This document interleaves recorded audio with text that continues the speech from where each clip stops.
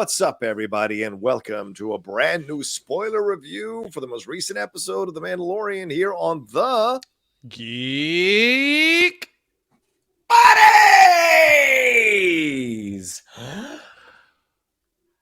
Hey!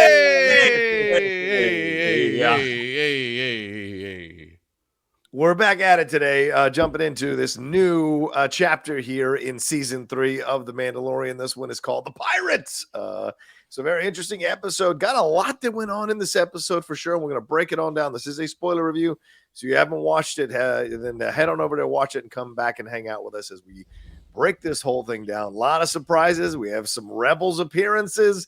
We've got some connective tissues that may be going into other, or connected storylines rather, going into other areas here that may be leading us to the Ahsoka series. We also got some old school good versus evil fights in the sky and fight on the ground. So a lot going on. Plus, Bo-Katan. Oh, Bo-Katan. Yes, Bo-Katan. Yes.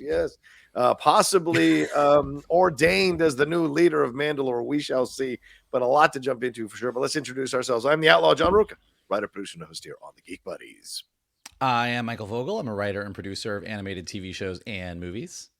And this is Shannon McClung. I'm an animation writer and a television actor where you can see me right now on the season premiere of Party Down Season 3. Party Down. That's right. And of course, big shout out to Carbon Health, who continues to power and sponsor us here on the Geek Buddies. I think this is their last possible sponsorship. We shall see. The last possible show. Depends on how we do Picard, but possibly the last one. But yeah, thank you to them. If you want to head on over to carbonhealth.com to go get checked out today, virtually or in person, 80 plus clinics, 100 plus clinics all over the world, 80 plus clinics in California alone. They'll take care of you. Plus, they've been focusing a lot on mental health stuff for sure. So if that's something you're going through, they have great programs there to help you out, or download the app to have a doc in your pocket. All right, let's get into this one. Michael, overall thoughts on this? As I said, sky battles, land battles, Bo-Katan possibly the leader of Mandalore, and a special first-time live-action appearance of a Star Wars Rebel character. What's your thoughts on this episode? I am a little bit mixed on this episode. Wow, really? Okay. I like that a lot of the threads of the season are coming together. I like what we are doing with Mandalore. Love me a Rebels cameo, and that is some expensive CG, so I don't think that they spent all that money for a quick cameo. I think we will be seeing more of our good buddy Zeb. So I mean, there's a lot that's really good here. That like there's a lot going on. We kind of have a direction that's great. Boy, Din and Grogu didn't have a lot to do. Boy, they were kind of just hanging out on the sidelines here, huh?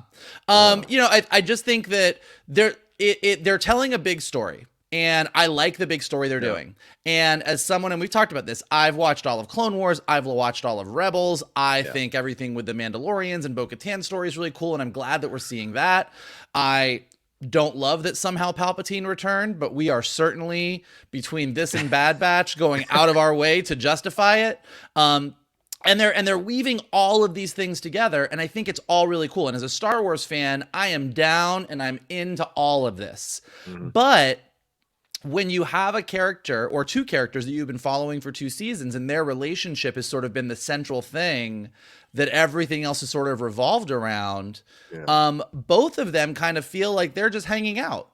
And they're hanging out in a storyline that could very easily center around them in a bigger way. Like there's a lot of pieces here, like Bo-Katan and the Armorer kind of coming together very clearly that Din could have been more central to. So, I mean, I think there's a lot of things happening here and I like where we're going, but I feel like we're kind of losing the main characters. And I also think consequently, that's why this season isn't doing as well, because I think if you're a hardcore Star Wars fan and you know what's going on and you see all this stuff, it's great. Like, oh, this is why the New Republic doesn't work. Oh, this is what's going on with the First Order. Oh, there's Zeb, and that means Ahsoka's coming, and this is all really cool. It's all great. So, like, it's made for me, and I'm eating it up. But my friends who are not big Star Wars fans, who all come to me for a lot of questions. Well, what did this mean? Well, what is this about? Well, when they said this, what's this? Like, they are less interested because they're like, well, what's going on with Din and Grogu? Yeah. Yeah, God forbid they tell a bigger story. But I understand what you're saying, Michael Vogel. I hear your point. It's not binary. It's not binary. I'm not saying that you don't tell a big story. I'm saying you can actually do both. Picard's doing it very well. You're absolutely right, 100%. You're absolutely right on that angle there. Shannon, your thoughts on? And Mike, you're a little. The internet's a little weird for you, so I don't know if you want to go back and come back in. As Shannon's giving his thoughts, your choice, but you're a little off. Am I wrong on that, Shannon? Does he look a little? He's a little pixelated. Yeah, pixelated. Right, so just to see if you can figure that out. But Shannon, your thoughts overall on this episode? I mean, this is the perfect time for Vogel to jump off because it's, very similar to what he thought. Oh, okay. So some really great action, like the whole idea of the Mandalorians infiltrating Nevarro as a SEAL Team 6 type unit. Yeah. Fantastic. Super cool to see that shot of them, doing that jump out of Bo-Katan's ship. That was in the trailer, and that was one of those sequences that I was really, really looking forward to. So I was like, wow, this is a level up in terms of budget. And, when Zeb popped up, I wasn't sure that was Zeb at first. Because Zeb has clearly chilled out since Rebels, because I was like, I don't know if that's Steve Blum, who voiced Zeb for the series, but, sure enough, it was Zeb. I think one of the things that I find interesting is, again, we won't be able to say until we get to the end of the season. But while I do agree, like, yes, there is a way to do this where Din and Grogu are a little more central to your storytelling. Right. I'm looking at the plotting, at the way they're kind of building out that bigger world. And right now the elements are pretty disparate. Now we have Paul Lee coming back as Carson Teva, and it's kind of like, okay, there's a connection there. Like, there are connections, but that giant episode with Dr. Pershing, while I did really like it, I'm like, is there a way to divvy this up a little bit more so it doesn't feel like such a hard right turn when we're suddenly with this character who we've not seen in a while for the majority of the episode. And you introduce in the season Gorian Shard, who was just like, this is a really cool character, and he's dispatched in very, very quickly. The whole idea that the Imperials, they're talking about TIE fighters. I'm like, well, we haven't seen that, and that's the first time we're actually hearing that. And also, as much of a fan of Tim Meadows as I was back in SNL, I'm like, Tim Meadows, he really took me out of it, because when you have a performer who is so known for comedy in a role like this, it's difficult to kind of separate. It's difficult to ascertain the stakes of the moment, because I feel like Paul Lee and even KATY O'Brien, they were kind of in one scene and Tim Meadows is in another. And it's not necessarily anything that Tim Meadows is doing. It's just that, for me, when I see Tim Meadows, I see the ladies' man. I see his role on the Goldbergs. I mean, even his role on Poker Face. I'm like, he is very much a comic performer, and to have him in this role where there is a little bit of a comic glint in his eye, I'm like, you're kind of sucking the stakes out of this situation. Like, this doesn't seem like as big a deal. So the casting of that I thought was curious. And that's not to say that he's not a good actor, because he is a good actor. But I just think that was a choice that, like, I don't know what he got you. I think there were probably better performers that maybe we don't recognize that would have been more suitable for that role, and maybe would have delivered a performance that was a little more less taking out. Okay. Are you consistent across the board? I know you haven't liked Amy Sedaris. Did you not like Bill Burr either? Bill Burr, his second episode was a lot better, but the whole idea of a guy from Boston in space, it's just one of those things. It's like, his accent is so thick. Gotcha. Like, he's from the southy part of Coruscant, I guess. But even like the I can't remember her name right now, but even the actress who played Tonks, who was in that the breakout episode that Bill Burr was in, in season 1. I mean, even her performance, I was like, ugh, God. Natalia Tena, yeah. So like 4, yeah. Yes. So yeah, I mean, there have been some performances that have been a little iffy for me thus far.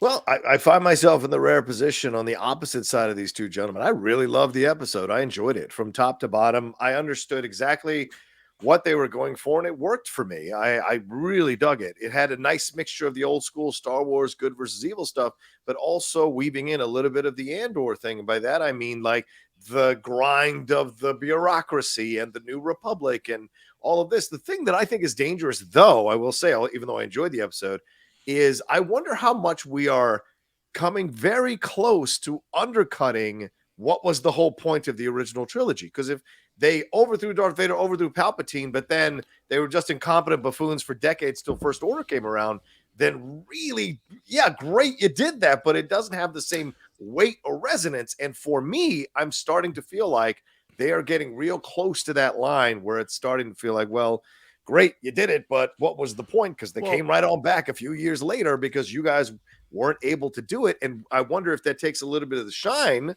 off of Luke and Leia and Han and everybody else involved with the alliance there that overthrew the Empire. I just don't know. So it's interesting. It does, but that's not their fault. That's J.J. Abrams' fault. Like they're filling in the gaps. Oh, for creating the First Order, do you mean? They're filling in the gaps, but the gaps are there. Like Leia left the New Republic and started a resistance because they wouldn't listen to her. Like Leia went and was like, you guys are idiots because you are literally letting the Empire rebuild itself and you're pretending it's not happening. So again, like it's like the New Republic does ultimately fail. They get blowed up by the bigger Death Star. So if you're going to do, the First Order was allowed to build itself out in the Outer Rim because nobody was really patrolling the Outer Rim because the New Republic couldn't really do it. And Leia was the only one who knew, but nobody would listen to her. Yeah. That's the story you got to tell. They don't get to tell a different story. That's what they've got. So those are the building blocks, and they're doing a good job of building it. Cause like I enjoyed the episode. Like you give me a bunch of Star Wars battles and pirates and Mandalorians flying around. Like I'm happy. But I do think as I'm talking to other people and it's noticeable that particularly in this episode, like Mando, aside from giving the speech that got everybody on board to go in, and like obviously he and Bo kind of like handled the Corsair, the ship, but you know, it's like it just definitely feels like he's one of the group and he's not really driving the story, and Grogu's basically just like, hey, I'm chilling, give me some more Beskar. He's just doing his thing. And to be fair, it was really Vizsla who got the other Mandalorians to get going. It wasn't Din. Well, he pushed him over the edge. Din had got them maybe possibly thinking about it. Oh, I don't see that. Really? You don't think his speech did anything? Really? No. I think that speech motivated Paz Vizsla. Because because even then, like, you know, there were those moments during Din's speech where, you know, you were getting that, you know, crowd walla walla of like, I don't know if we should do this, but it was ultimately the Mandalorian walla walla is great. Watermelon, the guy watermelon. the blaster Gatling gun. He's the one that ultimately got people to do it. Right. But it was after Mando had laid the speech. I feel the foundation for this. But I see your point. So. But we're jumping around all over the place, so I'm not sure how this review is going to go, but we'll have some fun with it for sure. No, I mean, I think it's good because there's a lot that happened in here, but but like I said, but we'll get to it. Let's just rip through these real quick. All right, so basically the premise of this, Greef Karga is out here mapping his city. I love how far the High Magistrate has come from leader of bounty hunters to a guy who's figuring out how to get the stock to the markets quicker, how to create highway traffic patterns that are good for everybody. I love how far he's come. And then Gorian Shard shows up with his pirates there on his Corsair ship. By the way, that type of warship was actually first introduced in those prequel Thrawn novels. So good to see it here in live action again. And then I don't know if he mentions it here or if he mentions it later, but there's a mention of Bullock Canyons here, and that's actually a reference to Jeremy Bullock, who played the original Boba Fett. But anyway, we see Karga get hail Gorian Shard there, and Shard shows up and he gives Karga shit for looking like a pompous guy with his pomp and circumstance. He's mad at Greef for having his helmsman killed the last time, I think the first episode there when we saw that here, and Greef tries to use the New Republic as a defense, but Gorian sees right through it. Then Gorian says, don't hail me until you're ready to surrender, and launches an offensive on the citizens of Nevarro. Greef wants to protect them instead of escaping, but it's a pretty brutal attack. And then we head off to Adelphi Station, and we hear some psychedelic rock music going on, as you would at these bars. We see X-Wing fighter pilots, but we also see X-Wings and Y-Wings out there. They're hanging out in this bar. Carson Teva is back. He gets a message. The message is from Greef saying, hey, come and help us. I'm calling in a favor. Please do something. And as he's closing the message, who shows up? Zeb. As we mentioned here just a few seconds ago, Zeb is here, live action. The first member of the crew, non-droid, that has a live action appearance in a show that actually has been shown, right? We've seen allusions to Harrison Dola coming back, but she has not officially come back yet. But she will be in the Ahsoka Tano show for sure. But we also see in the bar Dave Filoni's damn hat there as Trapper Wolf. And then Rick Famuyiwa is there, as well as Jib Dodger and Deborah Chow as Sash Ketos, who are reprising their roles as X-Wing fighters there. But it's Greef Karga asking him to send a New Republic contingent. And Teva talked, and Zeb says, man, it's a shame. I thought Nevarro was going to make it, but it's unfortunate. So clearly implying that pirates have been essentially replacing the Empire and going after these planets. And then we hear, as we said, Steve Bloom, as Shannon said, coming back to voice Zeb, and Zeb saying, it's just a shame. And, what can you do? And Teva said, I'm going to go to the Coruscant and I'm going to tell them what the hell is up. And Zeb's like, good luck. You're going to need it. And they roll out here. And then we see him show up at Coruscant and walk into this big officious building. It reminds me a little bit of the Andor. Remember when they walked into that big building as well on Coruscant there? Elia Kane watches Teva walk in there. There's a funny bit, and we see Colonel Tuttle. That's who Tim Meadows is playing. There's a funny bit with a droid giving him more work. Elia Kane walks in after Teva has made his plea to Tuttle and sticks her damn nose in this business. She chimes in that Nevarro never signed the charter. Maybe they need to learn the lesson of why they should have signed it. Teva says that's very imperial thinking, which she plays the wounded but quote-unquote bigger person about it. And then Tuttle chimes in that they can't help. Teva reveals that there were stormtroopers and TIE fighters, as Shannon mentioned earlier, that have been there. And then Moff Gideon once ran the place, which causes a flicker of a reaction from KATY O'Brien there. And all these events are not looking good. Eli says they need a new mindset, and Teva pushes back that they didn't see the light. They were captured, referring to Edie and her crew there, who were supposedly liberated from Moff Gideon and the Empire's control. So let's stop there. A lot from the opening here. Greef Karga versus Gorian Shard, and then what we get at the bar with Zeb showing up, and then boom, what we get here at this big building with Colonel Tuttle. Is that what it is? Or Captain Tuttle? Was it Tuttle? Colonel. Whatever his name is. Colonel Tuttle, yeah, which is a reference to Robert De Niro's character in Terry Gilliam's film Brazil. That's what that reference is, which is all about bureaucracy stopping the ability to help people. So, Mike, your thoughts on these opening scenes here, man? The opening is great. It's a great setup. I love Gorian Shard is back. He's coming for Nevarro. Greef Karga's in trouble. It's all great. It's vintage Star Wars. I really like Gorian Shard's design. One of the things I do think they're doing really well with Mandalorian and in general, Star Wars does great recycling.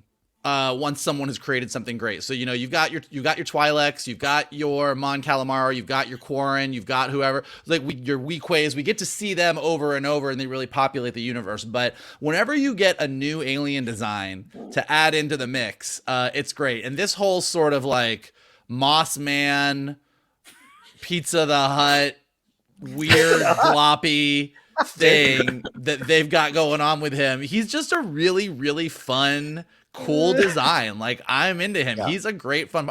I also love in general that the pirates are literally sort of dressed piratey. Striped shirts, bandanas. We're really going for you're basically on the Jolly Roger. I was into all of it. I think it's just super, super fun.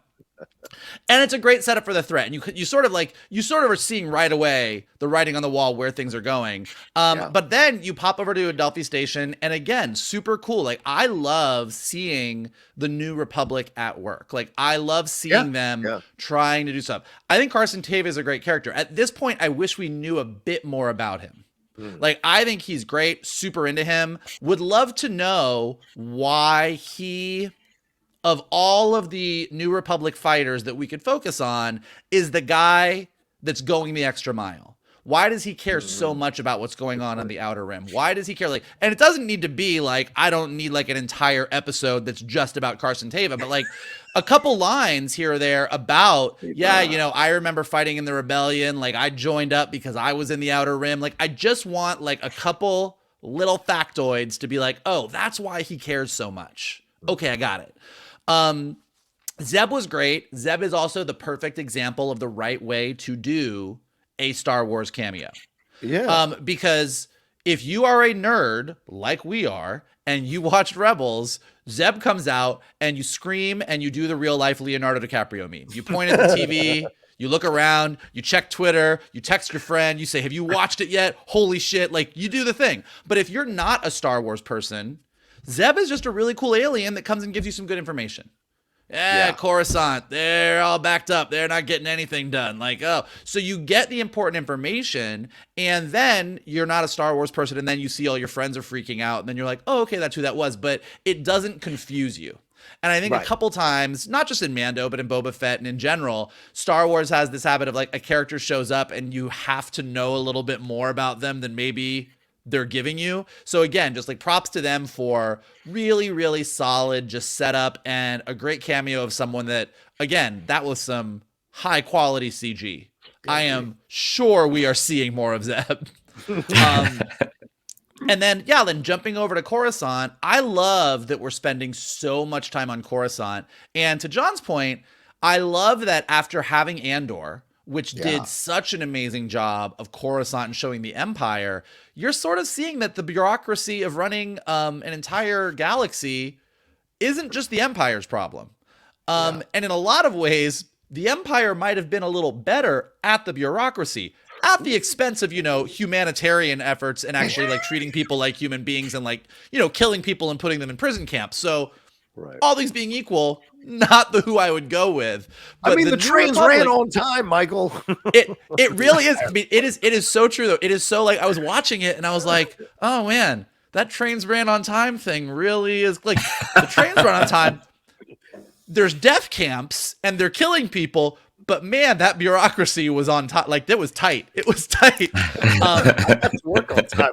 That's all I know. Yeah, exactly. But you do, and Elia Kane's going to be a really interesting character to watch because what she is representing here, like I was saying before, is this idea of what happened, which is a lot of people who were in the Empire and got excused, whether they joined the amnesty program or for whatever reason, became a part of the New Republic and became the centrists who said, hey, we really should still have a big government. Also, if those people on the Outer Rim don't want to join us, that's cool. Let them do their thing. We don't need to patrol them. And they were doing it and then feeding money into pirates and other people to keep things crazy out there so that the Empire could rebuild itself into the First Order. So again, you're seeing all the pieces of that. And I'm intrigued by where they're going with all of this. And again, I'll just say that, so it's clear, like, I enjoyed all of this. I could talk for hours about the New Republic and the First Order and all of these things that are happening. But all of this is all surrounding other stuff. And while Din and Grogu are just sort of like laying out, catching some rays by Crocaturtle Lake. There we go. Hey, how you doing? Also, one thing to throw in that I didn't mention here, some of the information from Gorian Shard saying that seeing through the New Republic bluff of Greef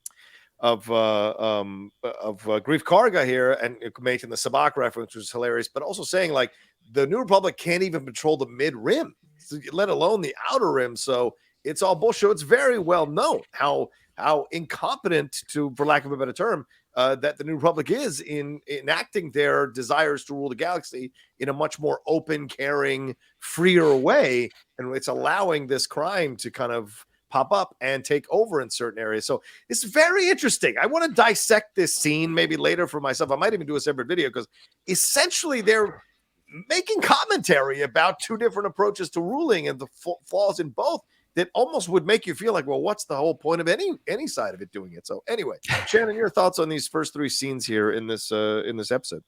I mean, I like the setup. I did think the interaction between Carl Weathers and the two background performers was a little stilted, and I think so much more life can be breathed into a scene when there is an actual interaction versus Carl Weathers talking at these people and them going, just give them I get it's a budgetary thing. All that money went to Zeb. Scenes just feel more real. You get more invested when there's an actual connection and an interaction. With Vogel on the design of Gorian Shard, I'm like, this is such a cool character. I love when the Mandalorian title card came up, that there was a background of concertina music, the little pirate accordion. I was like, that's a fun note. The scene with Carson Teva, I think that was a missed opportunity, because instead of having a bunch of pilots kind of sitting around drinking and playing pool, I think you could have them talking about, like, wait, where was I supposed to go? Where were you supposed? You could see the how things aren't coordinated and how they're not really good at this yet. Wait, Shannon, let me add something. This is a great point, because like they're sitting around laughing and smiling and playing, like all these other areas, their backlog supposedly, shouldn't they be more stressed out that they want to go and do these kinds of things? So that's an excellent point. It could have been a much more serious scene with all the pilots there. Good point. Yeah, man. I mean, I think there's an element of confusion that would have been helpful, instead of a bunch of people just kind of hanging out. And then by the time we get to Coruscant, Andor did such a good job at establishing, as you all both already said, the bureaucracy. But also just, I don't know if it's just English set design or what, but I mean, the world of Andor just looks a little more tangible, whereas the New Republic headquarters, it looks like a kind of not the most well-designed set. Like, we've got our cubicles, like we've got everything that Andor has. It just seems like it wasn't done quite as well. And I do think the whole idea that the reason the First Order was able to kind of come back, or the Empire was able to come back in the form of the First Order, is because, the New Republic wasn't good at the bureaucracy. And I think, again, not to keep harping on Tim Meadows, but the casting of him, it makes it comical versus that confusion we were talking about. I think there's a way, like the moment that KATY O'Brien says, they haven't signed they're not a charter member, and he's like, not good. Like that is right out of a 3-camera sitcom, that reaction. Like, again, I feel like Andor did it better, sort of playing the bureaucracy of just like, well, yeah, I was supposed to do this and we were supposed to do that. So the whole setup just feels a little disjointed. Okay. That we've got this situation as it's being presented with a sort of comic performance with two other performers who aren't really lining up with it. So that's the thing. And I hadn't thought about that. Like the whole reason that they were able to reform is because the New Republic couldn't get their shit together and patrol the Outer Rim. So putting that all together, it's like, I feel like there's a lot of balls being dropped right now. It feels like, right? Because the Empire, you mentioned the Empire, obviously we were joking about trains running on time, but it was cool. It was clean. It was much more imposing and intimidating. And sure, that's the way it's shot. That's the way it's lit. It's framed.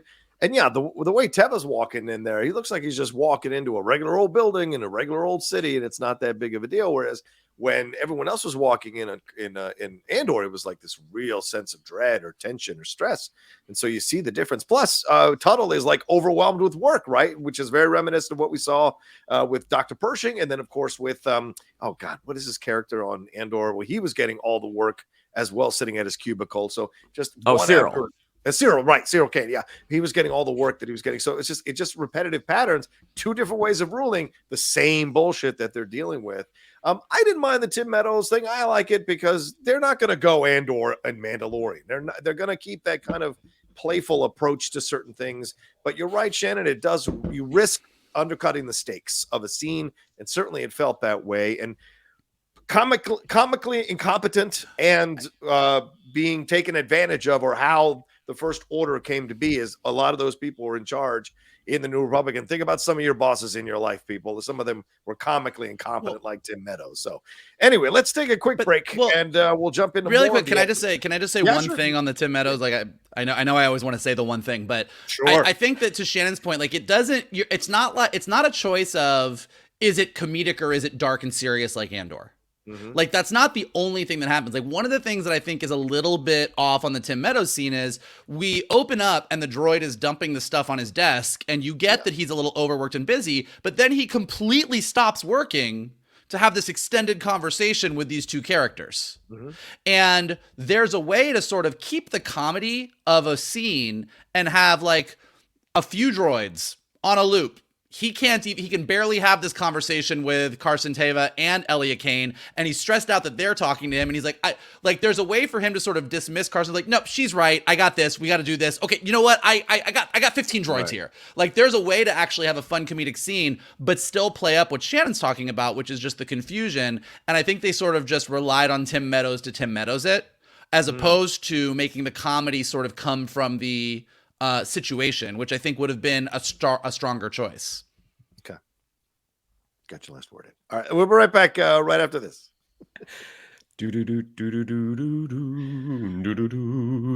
All right. We have time constraints, so let's go. I don't know how many last words we've got here, but anyway, we cut to, let's see, okay, we cut to Greef leading his people out to an area. He's like the Black Moses, leading everybody out into the promised land. Teva takes it upon himself after he's turned down by Tuttle, flies to the Mandalorian covert and tries to recruit Mando to help him. How did he track him? He tracked him down using R5, because R5 fought alongside Teva in the Rebel Alliance here, in the Galactic Civil War. Mando says they need to relocate now because Teva found them. Not because these pterodactyl things are killing the foundling, but because Teva found them, they got to relocate here. And Paz Vizsla goes, well, we could just kill the motherfucker. And he's like, what? So anyway, he relays his concerns about Nevarro to Mando. He kind of guilts him into maybe helping, and then flies off. And then Mando talks to Bo-Katan, and initially they have a little back and forth about the possibility of helping. Then we cut to Mando giving his recruitment speech there to all the Mandalorians. He says the Imperials attacked the covert. He says, yes, that the Imperials were the ones that drove into the sewers. And yes, they did fight Greef Karga and the bounty hunters, but things have changed. And so give them a chance, come and fight. And then he hands the hammer off to Paz Vizsla when the armor asks, does anybody else want to speak? He gets up there, Paz, and initially it looks like he's going to be against Mando, but then turns it around and says, no, we got to fight because we're Mandalorians. That's why we do this. And those two people, they saved my kid, and I think they're right. Let's go do this. And the armorer goes, this is the way. And they head on off there. Bo-Katan lays the plans for the battle, and they get a briefing on the info on Gorian Shard ship and snub fighters there. And as Shannon said, we see the scene when they show up in Nevarro. We see them all dropping out of Bo-Katan's ship there. The pirates, as Michael said on the Jolly Roger, just stumbling around, drinking, beating up poor droids, kicking dudes trays over. There's all this comedic shit here. But the Mandalorians show up and begin their attack. And Vane is there. Yes, Vane is there. The Ike Clanton of the Mandalorian. That's what I think of him always. He drops the Mandalorians, like I said. They start wrecking havoc on the pirates. Din leads the fighters away as Bo-Katan attacks Gorian Shard's ship. Gorian realizes what they're doing, calls Vane and the fighters back. They come back. Some Mandos get boxed in. Then Paz Vizsla shows up and erects house with a 50 cal. Then a Trandoshan takes a rifle up there from Greef Karga's office and starts shooting down some of the Mandalorians. And then the armor shows up and takes them all out. They chase the pirates out of the city where they get surrounded by Greef and the Mandalorians. Vane leaves Gorian high and dry. Peace out. It's been nice serving you, but I got to live. And Gorian turns the ship around in a little bit of darkness here, says, fuck it, I'm going to kill the citizens even with my last shots. And both Bo-Katan and Mando converge on his last engine, shoot it down, and we see Gorian die in a blaze of glory, screaming as his ship crashes into the Nevarro's surface. So let's stop there, gentlemen. Shannon, I go to you first. A lot of action sequences here, but first we had the speech. We had Teva going and finding the Mandalorian at the covert. So your thoughts on these three scenes? I mean, the Teva meeting the Mandalorians, like as he's walking up and as we pull back, we see that, they've got him kind of ready to snipe him. That was all great. Like and again, despite the fact that, blue is something we would call, police in our world, I do like that they refer to Teva as blue, like, get out of here, blue. Right. And blue. Yeah. The whole idea that Paz Vizsla is just kind of like, we don't have to go anywhere. Let's just kill this guy. Like, I love that. That's just such a, you know, he's already sort of an established character. Like of the Mandalorians, he's probably like number 3 after Din and the Armorer. But it's just such a fun window into his personality. But you also know that he's a dad, and so when he kind of takes over for Din's speech. And as you said, John, he does a little 3-card Monty where he thinks, you know, he's like, no, why should we do this? Because we're Mandalorians, because we fight. And the fact that he says, you know, I've disagreed with this man, but also he saved my kid. Also, she helped save my kid. This is the right thing to do. So you see kind of the shift in the Mandalorians' point of view is that they would hide and take care of their own. And now it's like, okay, we have a chance to do something good. And so it is a fun shift to watch. The whole infiltration into Nevarro, that was awesome. Again, watching the Mandalorians get to Mandalorian, it's so much fun. Like, you know, you see them moving along as you know, like one kind of cohesive unit. All of the aerial combat was good, and the idea that, you know, the pirates were able to take Nevarro over because Nevarro is not a military. They don't have a military. You know, they don't even have a sheriff. But when they're actually confronted with trained soldiers, you see that they are literally kind of a bunch of drunken buffoons. How Din is able to take out almost an entire fleet with one ship, and again, the one little guy who is full on Smee. He's giving Gorian Shard the updates. I thought that whole sequence was a lot of fun. And then knowing that we're going to see Vane again as he full on does the star scream and, you know, pieces out. And then taking out Gorian Shard, like that was all a blast. I would say, the one thing that kind of like, guys, come on, we can do better. I don't know why the Armorer feels the need to use her forging pliers to beat people up. Like, we could probably give her some sort, like the hammer works great. Maybe not the pliers. Let's give her something else. But overall, the sequence was a lot of fun. Yeah, and I forgot to mention that one of the ways that Mando motivates them is by saying that Greef has offered me land on Nevarro, and if we can, you know, get this victory, maybe it's time for us to be in the light again, for our kids to play in the sunlight and everything like that. So a kind of an interesting plea that's going to come up here in our next section we discuss. Michael, your thoughts on these 3 scenes here? Yeah, I liked it a lot. I did wonder a little bit about, there's a little bit of a jump in Carson Teva being like, I reached out to R5, my buddy from the Rebellion. I was like, well, wait, so how did you know that? Did you go to Tatooine and talk to Pelimato and find out that she sold R5 because of the thing? And it was a little bit of a, okay, but like, you gotta get moving. So I'll give it to him. Right. I'm like, all right, cool. R5. I also do love that R5 like basically broke down at the beginning of A New Hope and then had an entire journey of fighting in the Rebellion and ended up back on Tatooine at Pelimato's. Like, I know there's a whole story about it in one of the Star Wars novels, but I just love that R5 has like really been on a journey. Which I do like. I do hope we get some more R5 in our lives moving forward, because I do find this droid very, very humorous. He's not quite R2 or Chopper, but he's up there. He's up there for me. But yeah, I think the speech was great. I really liked it. I love this. You know, at this point you're sort of seeing where things are going. Like, okay, Nevarro is going, the Mandalorians are going to Nevarro, and this is where they're going to regroup because we know that they're going to go be badass. I thought the Paz Vizsla kind of turn was good. I did, like, I bought into it as well. I thought, okay, there's going to be this whole fight. They're going to have a thing. And then his turn was like, oh, okay, all right, not the bad guy that I thought you were. Not so shabby. I love a Star Wars, here's what we're going to do scene. Let's look at some holograms and let's talk about what we're about to do. Sets you up. I thought it was great. Bo-Kataning was great. And as Shannon said, Mandalorianing are great. So this whole sequence was just a blast. I mean, this is where, particularly with season 3, you see where they're really spending the money on these scenes. Like, some of the action sequences that we've gotten this season are absolutely fantastic. And Bo and Din just like flying circles around this ship, taking out all of the pirates was awesome.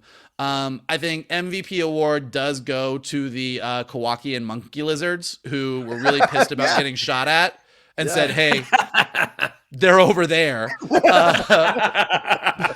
Really, if it hadn't been for those Kowakian monkey lizards, I don't know if the Mandalorians would have done it. But yeah, it was just, I mean, the whole action sequence was a ton of fun. And yeah, the Armorer is on the verge of like some Michael Myers shit. Like, she doesn't run anywhere. She just stroll, like everyone else is like flying around, shooting, running. Oh, we're pinned in, we're gunned in. And she just strolled on up and took out that Trandoshan and was like, we're good, everybody. Got it under control. So yeah, it was a ton of fun. I mean, this is where, you know, we talk a lot about Andor and, oh, well, Andor makes Coruscant look a little bit better. Andor does this. Like, I think that when you get into the fun of Star Wars, like the crazy action sequences, the ridiculous pirates, the Kowakian monkey lizards, like all this stuff, like this is where Mandalorian really, really shines, because once they drop into, we are going to give you some Star Wars fun, like they go full Star Wars fun, and it's always just a blast. Yeah, agreed. Oh, well, let's move on here. We got to Greef Karga delivering a great speech, welcoming the Mandalorians to Nevarro and giving them the land. I give you the lands, you know, all of this stuff. And the Armorer speaks with Bo-Katan, the Armorer wants to speak with Bo-Katan. Paz Vizsla gets her. He leads her to this underground place, and the underground place leads us to the first forge that we saw in the first season that they had there. And the the Armorer talks to Bo about the forge, the first forge, the great forge, rather, on Mandalore. She said it rang with the music of 100 hammers. She speaks poetically about this situation. She asks Bo-Katan to remove her helmet, and Bo hesitates. So kind of Bo is showing you that Bo has kind of bought into this covert and doesn't want to risk what she's discovered here, this kind of found family situation. But the Armorer says, do you trust my station? She says, yes. And then she takes off her helmet and she says that their people, Armorer says, their people have strayed too far from the way, and that all their people must walk the way together. She speaks that the mythosaur is a sign that Bo, who has walked both worlds, can unite them. Then the Armorer and Bo walk out together with Bo without her helmet. Paz is questioning this, and the Armorer says she can do this because she has walked to both worlds. She's going to go find these random Mandalorians and bring them back, and we're going to build ourselves back up again on Nevarro so we can launch an offensive to take over Mandalore, and that essentially Bo-Katan will be the one who will take over and become the leader of Mandalore. And then we cut to Teva in space, coming upon a derelict Lambda shuttle. He launches a probe through his droid, and we see that it's a New Republican prison transport. It was the ship that was carrying Moff Gideon, which he had referenced earlier in the scene with Tuttle, that he had no belief that Moff Gideon is some kind of lost or whatever, and didn't get to that trial. And Teva realizes that it was an extraction of Gideon. He finds some Beskar alloy on the wall, and there is speculation that he was taken possibly by the Mandalorians. So, Mike, your thoughts on this as we got about 15, 20 minutes left in the show. Go ahead, man. Yeah, I thought it was great. I mean, I really liked where the Bo-Katan storyline is going. I really loved the scene between her and the Armorer. I think, again, I wish that somehow we had built a little bit more antagonism between the two of them at the beginning. Like, kind of by the time when Bo shows up with the covert, she basically keeps that helmet on, super respectful, has some nice chats with the Armorer. So this scene was really great, and the Armorer having her take off her helmet and stuff. But I think had there been a little bit more, these two don't see eye to eye early on. And again, maybe Din being in the middle, being like, look, Bo's my friend. Hey, the Armorer raised me. Like, if Din had maybe been used a little bit to bring them closer, this scene would have hit harder. But nevertheless, it was a really cool scene. And if you've been following Bo-Katan's story through all of Clone Wars and Rebels, kind of seeing her get to step into this role again, it's meaningful. Like, it's really, really great. I'm curious to see where this all goes. I like, is the Armorer saying that everybody needs to come back and keep their helmets on? Or is the Armorer kind of saying, look, we have our way, other Mandalorians have their way, That's but not we what all she's need saying. to come together? I don't know that she's not. Again, you're really big on she's a secret villain who's going to make everyone join her cult. And so far, she's put Bo-Katan in charge. I don't. Again, you can hold on to that villain thing as much as you want. I know. Except nothing in the series thus far has pointed to her or Paz Vizsla or anybody being a villain in any way, shape, or form. Oh, let's just kill Teva. Yeah, that's totally a hero thing to do. You're absolutely right. You're absolutely right. Are you insane? Her saying that they all must walk the way is fucking hardcore, saying that this is the only way to function. It is essentially the Empire. You all must do this or you won't be part of us anymore. That is villainous to think that way. So to me, I think she's very clearly becoming a villain, but you're just not noticing it. I don't know. You say it's clear that it's not, and I'm like, I don't understand how you don't see this. So, well, okay, I will be I will be thrilled and shocked when you prove me wrong. Hey, it wouldn't be the first time in The Mandalorian when I've thrilled and shocked you, proving you wrong. But go ahead. That is true. That is true. But in the meantime, I think that the armorer having Bo real quick. Like, I mean, you know, we only have a little limited amount of time. Yeah, I can't. Fine. If you got to get the last word. Now I'm okay. All right, go ahead. Yes. No, what were you going to say? I actually do want to know what just you were real going to quick. You're talking about you want conflict between the armor and Din. I think that is coming. I think once the armor and Bo. Once Bo realizes that the armor is trying to use her to take control of Mandalore through her, and look, it isn't like Bo doesn't have a pattern of falling in with cults and that not working out well for her. She's going to be the one that tries to stop the armor with Din, and we're going to see where Paz Vizsla falls in all of this when that happens. That's what I think is going to happen, but please, go ahead. You might be right. But again, I don't see the armorer. I mean, yeah, sure, Mandalorians are ruthless warriors, but I don't think that, you know, all we've seen of the armorer so far is I'm protecting my people and living in a sewer and living in hiding, and then we all go live in a cave, and I got some really strict rules about helmets and shit, but other than that, I haven't really been villainous. Like, I don't really see the villainy. But we'll see. I could be wrong. But speaking of villains, I do like that we're picking up the Moff Gideon storyline. Yeah. The best thing about this entire sequence is that astromech droids can send their little doodahs out as probes, which was something I did not know and something that I'm really glad that I know now. It's as exciting as when R2-D2 flew for the first time. You're like, astromech droids just get cooler and cooler every time we come up with something new that they can do. But yeah, I thought the whole sequence was really cool. I thought this idea that like he's been extracted, that it seems that the New Republic is sort of either covering this up or is even more inept, and it's really not clear what's going on. The Beskar armor sort of being embedded in the wall, definitely like, okay, what does that mean? Are there some Mandalorians that are siding with the Empire, siding with Moff Gideon? Is Bo-Katan going to run into them on her journey to sort of reunite the Mandalorians? Like a lot of really great pieces. So again, I think what this episode did do really, really well is we got the thread of Gorian Shard. We got the thread of the New Republic. We got Elia Kane sort of positioned well enough to sort of influence some New Republic decisions. We got the Mandalorians kind of reuniting. We got them finding a place to sort of call their home until they retook Mandalore. And we got the return of Moff Gideon, sort of. So I think, you know, as we kind of turn the corner into the back end of this season, we're setting all the pieces up that we can really have some fun in the next 3 episodes. So it's going to be interesting to see where they go. Agreed, Mike. Agreed. 100%. Shannon, your thoughts on these final scenes here with Bo-Katan in the armor and at the end there with Carson Teva? Well, to start, when you said random Mandalorian, all I heard in my head was Randalorian, and I was like, I don't want to interrupt him for that joke. My God. Oh my God. At that moment, I heard Barney Gumble from The Simpsons as all the townspeople were clapping for Greef Karga, and he's like, thank you. And all I heard is Barney going, you didn't do nothing. I did like the moment in his speech where he talked about like, hey, the Mandalorians, like, you're welcome here. Like, you might not have a home planet, but you do have a home. I'm like, oh, that's great. That's a great emotional moment.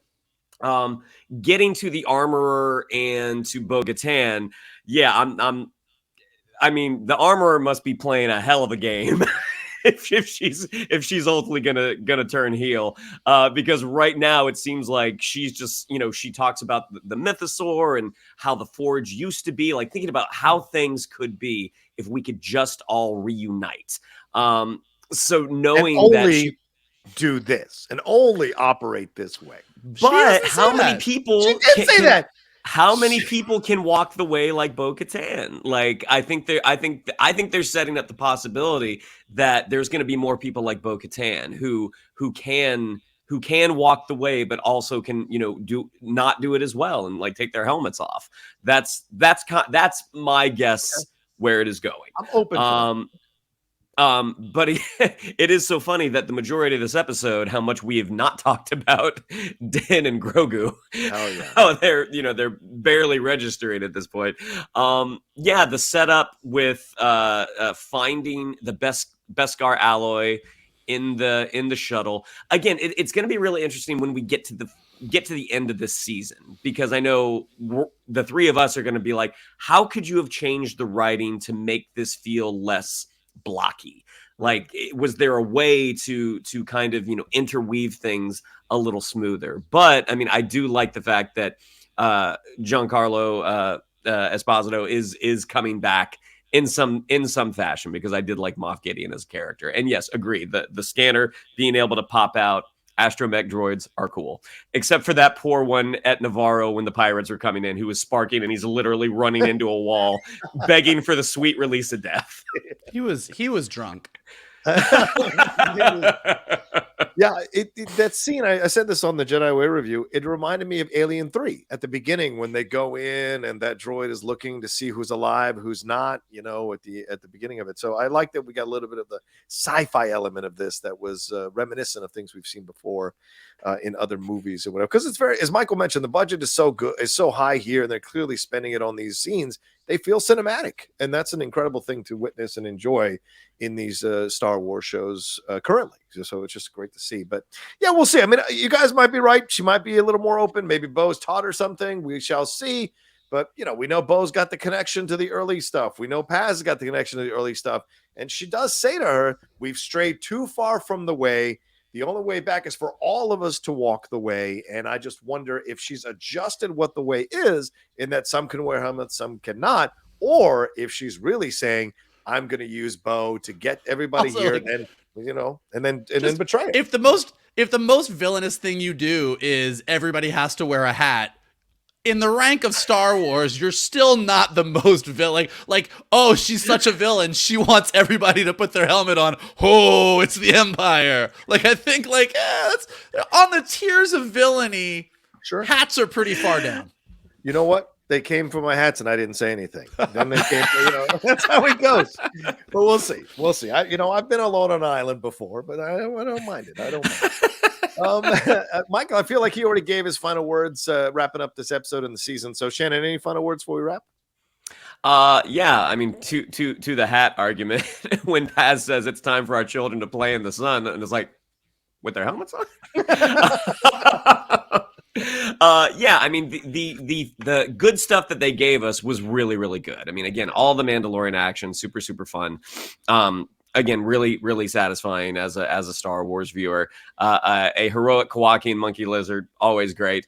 Yeah, it'll just be interesting to see how the rest of the season plays out, because I believe there's only 8 episodes. We've only got 3 left. So it's sort of like whatever the big destination was that we thought maybe it was going to be for this season, maybe it's going to be for the end of season 4, because it seems like, I don't know if it's enough time to have that big story. I can't believe they're going to go take over Mandalore in the next 3 episodes. Like, that just would be very hard for me to believe. So that may be a storyline that we weave into Ahsoka down the road, possibly, and then touch base with it later on. So we may not get the answer about the armor until much, much later down the road. Who knows? But yeah, I really enjoyed it, and I've been enjoying the episode as well. And I saw some people speculate that it might be another indication of Thrawn, that Thrawn was known to play these mind games and set people up, that maybe he has been the one who extricated Gideon and put the Beskar alloy there to kind of make people think it's the Mandalorians. It could be one of the Night Owls. Remember, she said they all went off to go do their own things and maybe bought and paid for to go get Gideon out of there. It could be a sect of Mandalorians who want to make Moff Gideon pay for what he did to Mandalore. So there's a lot of possibilities of where this all goes, and I like that. There's still questions and mysteries, and that's a good thing with a show like this. All right, well, thank you all so much for watching this spoiler review of The Mandalorian Season 3. We appreciate it, the Pirates. We appreciate it madly. Shannon, what do we have to tell them? Yeah, if you'd like to follow us on social media, on Twitter, it's @geek_buddies, on Instagram, @the_geek_buddies. If you'd like to follow me on social media, on Twitter, it's @Shannon_McClung, on Instagram, @Shannon the Geek Buddy. If you would like to follow Mr. Vogel, not being a cult, it's @MKToon. If you'd like to follow Mr. Rocha, might be in a cult, it's @The Rocha Says. Mikey. If you like wearing hats and making other people wear hats, then you should continue checking out the Geek Buddies because, hey, we are a hat if you do, hat if you don't place. You could do what you want to do. Put whatever you want on your head here. But go ahead and smash that like button below. Subscribe to Johnny's Outlaw Nation page. Check out all the amazing content he's got there. Leave your comments below. What do you think about hats? Let us know in the comments. If you're listening to us on a podcast, go ahead and leave us some stars and some comments. Helps us go up in the rankings. And as always, the best thing that you guys can do is retweet this video, post it to your socials, send it to your friends, and tell them to hang out with your buddies, the Geek Buddies. There you go. Thank you all so much. And of course, big shout out to Carbon Health, who continues to power and sponsor us here on the Geek Buddies, at least for 2 more days. So head on over there. You'll get checked out today. CarbonHealth.com. They have virtual care, in-person care. They also have a app to have a doc in your pocket. They're focusing on a lot of things to create great healthcare plans just for you. Poor Gorian Shard can no longer be part of that, but other people can. So go and be a part of it. All right. Thank you all so much for joining us, and we'll talk to you next time with another brand new spoiler review episode of The Mandalorian here from the Geek Buddies!